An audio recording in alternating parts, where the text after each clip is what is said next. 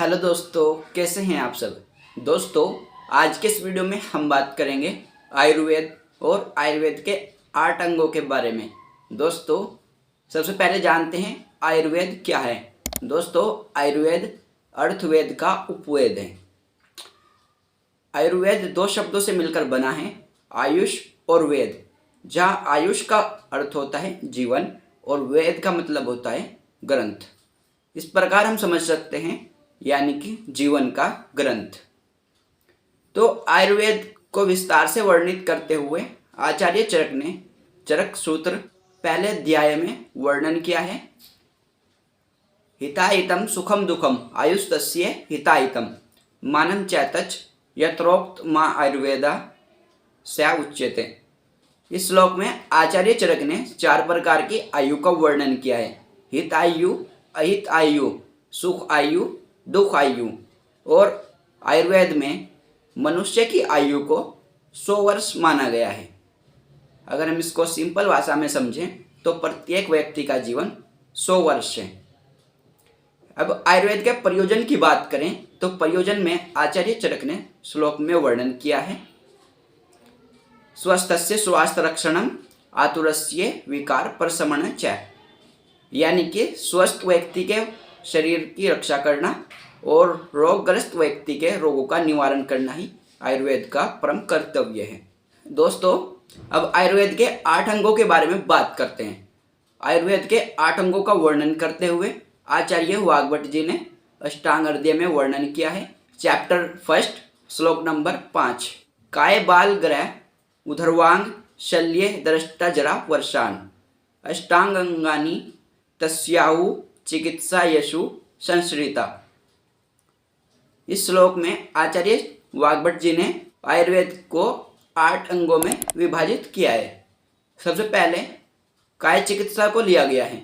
काय चिकित्सा को अगर हम मॉडर्न एस्पेक्ट से देखें तो मेडिसिन के अंतर्गत वर्णित किया गया है और इसमें संपूर्ण शरीर में होने वाले रोगों का निवारण वर्णन किया है।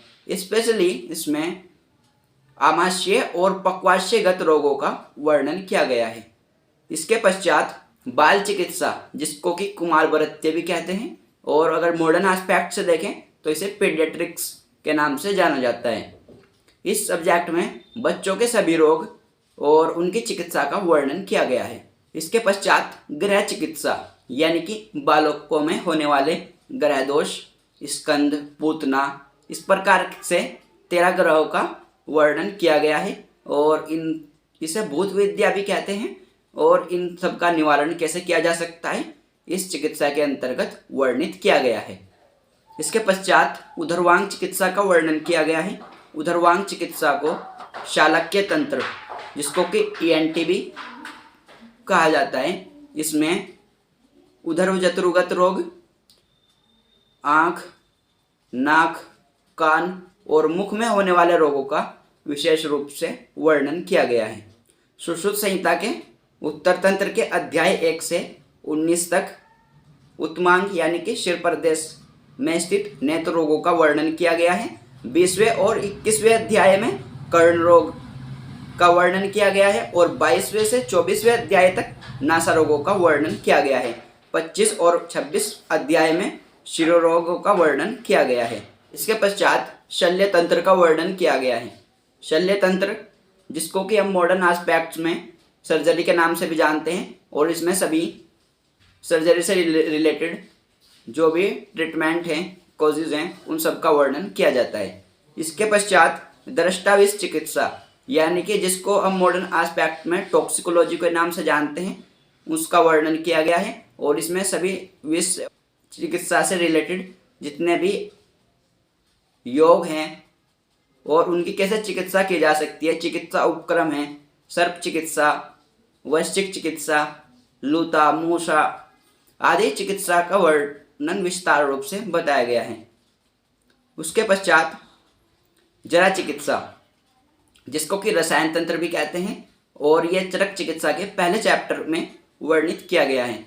आचार्य चरक ने रसायन का वर्णन करते हुए एक श्लोक दिया है, लाभोपायो ही सस्तानाम रसादीनाम रसायनम।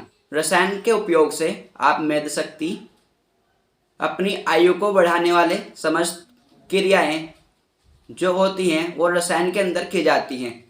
उसके पश्चात वरस चिकित्सा, जिसको कि हम वाजीकरण तंत्र के नाम से भी जानते हैं, और ये चरक चिकित्सा का सेकंड चैप्टर है।